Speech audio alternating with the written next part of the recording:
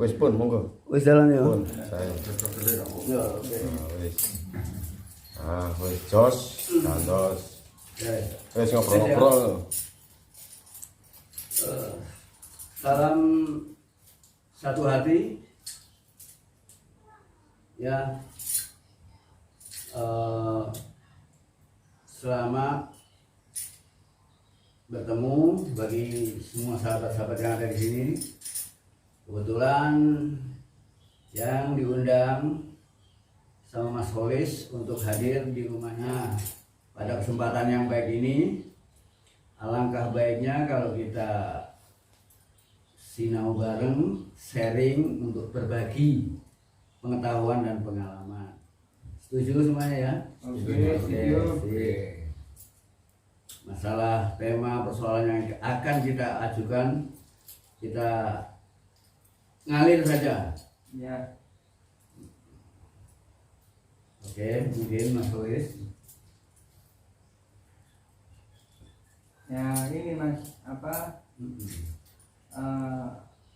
kita pengen sih membahas masalah tentang orang tuh gak gampang marah, gak gampang emosi. Ya itu resepnya gimana? Soalnya kalau orang bisa mengatasi itu, mungkin efeknya itu, dampaknya itu negeri kita itu adem. Oke, kalau jawaban secara menyeluruh jelas, agar orang mampu mengendalikan emosionalnya, otomatis kita harus belajar mengendalikan diri dari emosi. Belajar mengendalikan diri dari emosi. Itu yang harus kita lakukan bagi orang-orang yang ingin bebas dari kemarahannya. Ya kan? Jadi kalau di bulan puasa semacam ini, kita ini sedang belajar untuk mengendalikan diri dari lapar dan dahaga. Pada tingkat selanjutnya kita harus belajar mengendalikan diri dari kemarahan.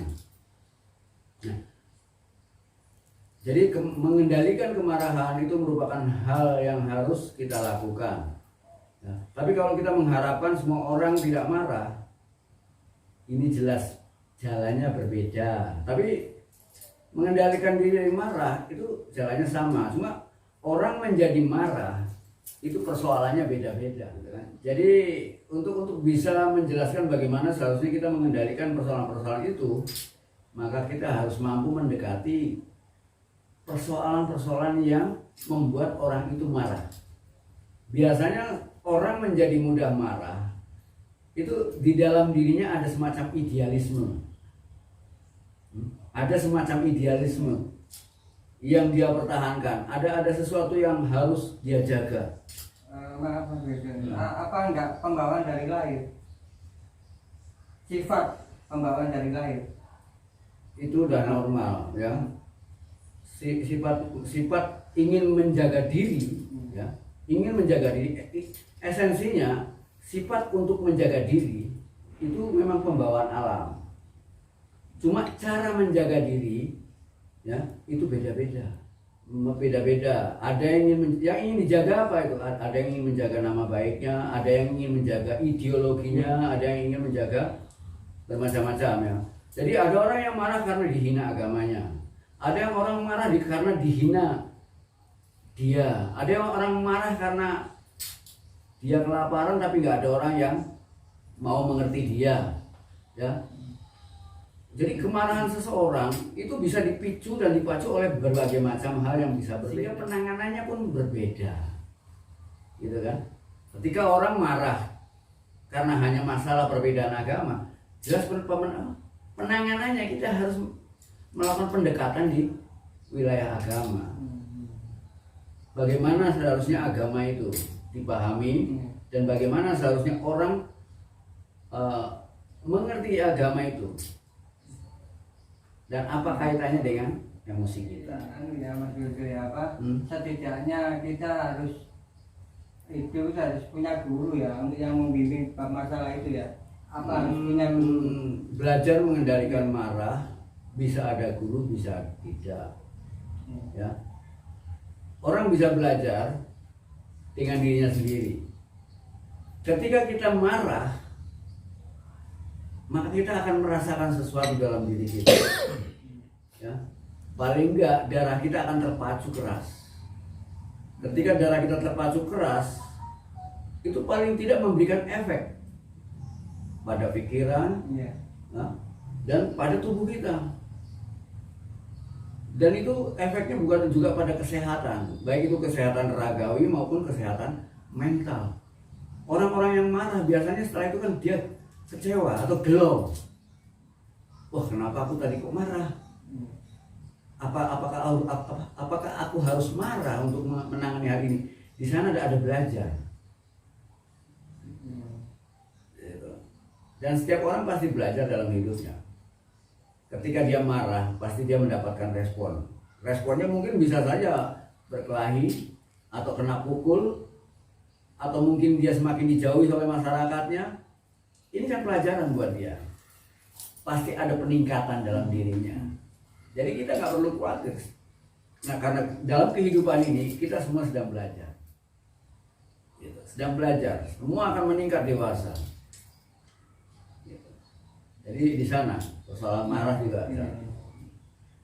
Jadi kita nggak bisa menanganinya satu persatu karena setiap orang punya motivasi, gampang dipicu oleh hal-hal yang selama dia masih ada idealisme maka mudah dibikin marah.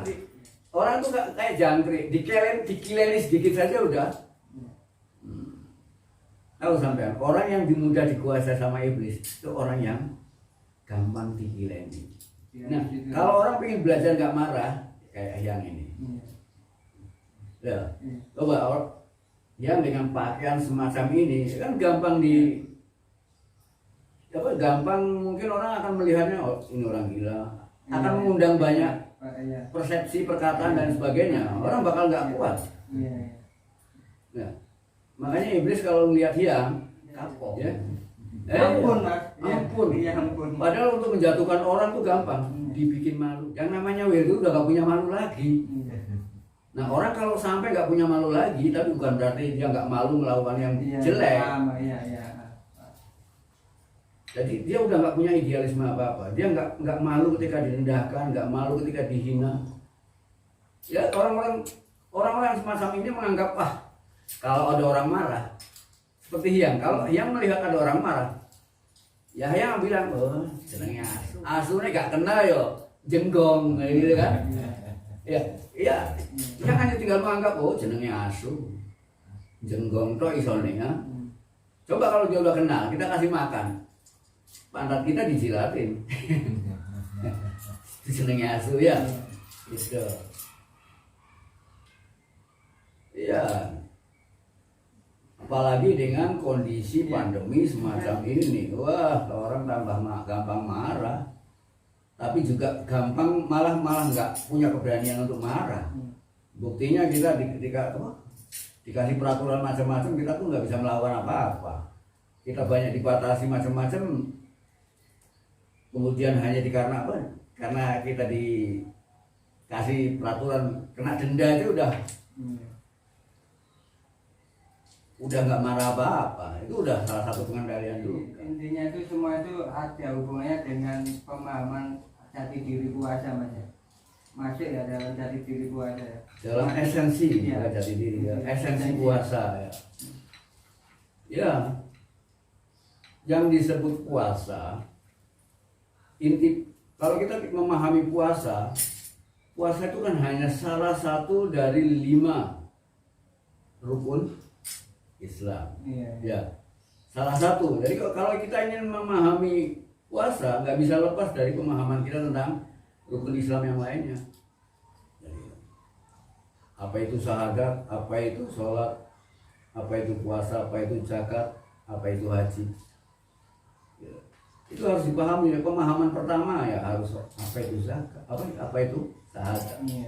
Tapi inti puasa adalah pengendalian diri. Karena puasa artinya pengendalian diri. Itu aja. Cuma di tingkat syariat pengendalian diri dari lapar dan dahaga. Di tingkat tarekat pengendalian diri dari amarah. Di tingkat hakikat itu pengendalian diri dari mengeluh. Di tingkat makrifat pengendalian diri dari bangga atau senang ketika dipuji. Dengan di tingkat selanjutnya pengendalian diri tidak tertarik pada apapun kecuali pada Tuhan. Gitu. Itu puasa.